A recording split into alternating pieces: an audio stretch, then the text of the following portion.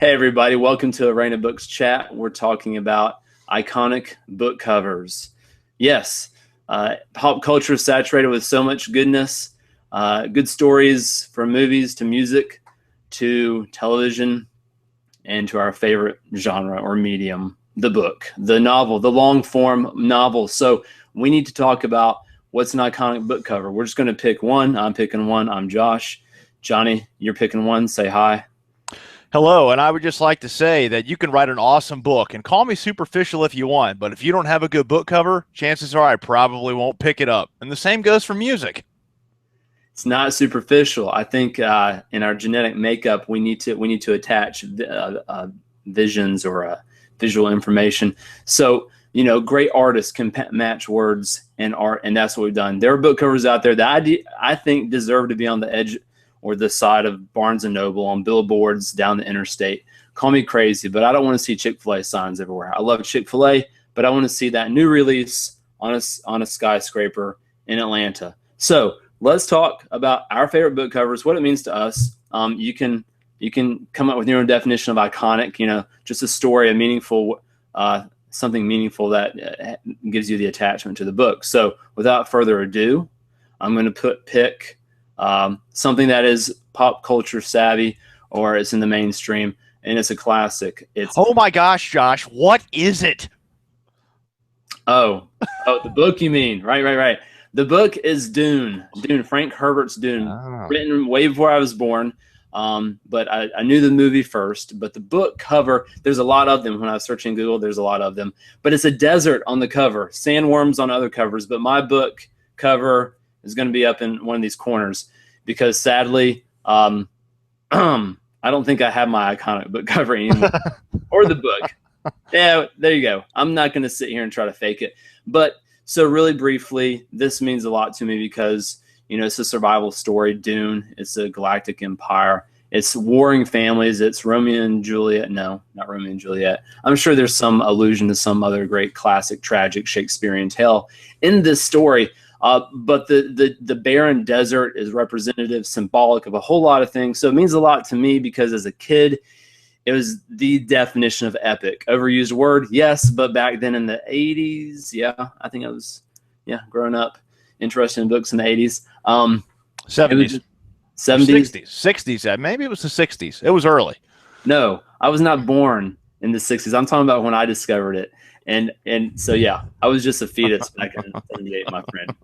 So it's just a really, Paul Atreides, who becomes Muad'Dib and becomes this leader. And I won't spoil the story because that's not what this talk is for. But it's just, it was that epic, like vast, unknown with the desert on the cover.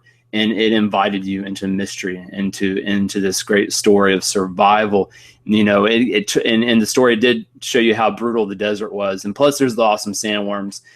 So that is an iconic book cover. It means a lot to me, and I think it's a great story. It will last a very long time. And we can get into the book later, but the book cover is awesome. And there's a lot of cool art that people have done with the book. So I have the one with just the desert on the cover. I think that is a fantastic pick because there is something about just that desert, and that's the picture, right? And there's another version I've seen where it's a desert and you see a couple of tiny little people walking through it, and just the fact that it's a sci-fi story, that's all the artwork you need. It says a lot. I don't know really why that works so well, but I absolutely agree. It is very iconic. And just like the cover, the story is vast. So be warned. Tons of sequels. Frank Herbert did a lot, and his son Brian did even more with Kevin J. Anderson. So anyway, Johnny, I'm glad I convinced you. Now you have to convince me, my friend. I see. The book that I picked with an iconic book cover, and there are multiple covers for these books now, I picked The Sword of Shannara, written by Terry Brooks. When I was in high school and I first discovered that book, middle school, not high school, I found an old copy of it with artwork by the brothers Hildebrand. And I was really into drawing at the time, and there was something about the realism of their art. And I think it was a painting, but the glowing sword and the people standing around it, really, really impressed me. And I just kept staring at that artwork. And I remember buying the book from a used bookstore and looking through, and it had all this great artwork from the Brothers Hildebrand, and I always just remember how great that artwork was. But I liked that older copy had this kind of a 70s vibe to it. And there's something about a fantasy novel written in the 70s, it feels really original, because I feel like around the 60s and 70s is when that kind of stuff really started coming to the forefront in pop culture. Now, that is in my head. I mean, you could go back and maybe establish when it actually did start coming to the forefront. I might be off, but to me, I think of 60s and 70s, kind of had a Ralph Bakshi feel to it. Almost like there should be a song written about it by some 70s heavy metal band, to go along with the artwork. It just screams 70s, and I loved it. But there's something about a book with a compelling cover, and if the story's really good and it has a compelling cover, that's a really special combination, and that will make me pick up the book and kind of be drawn to it and want to look at it in the first place. So regarding the title, though, The Sword of Shannara, the Sword of Shannara, the Sword of Shannara. All right, look, Terry Brooks, why don't you try picking a title that can't be pronounced 3 different ways? How did Shania Twain get in that book? It makes you wonder.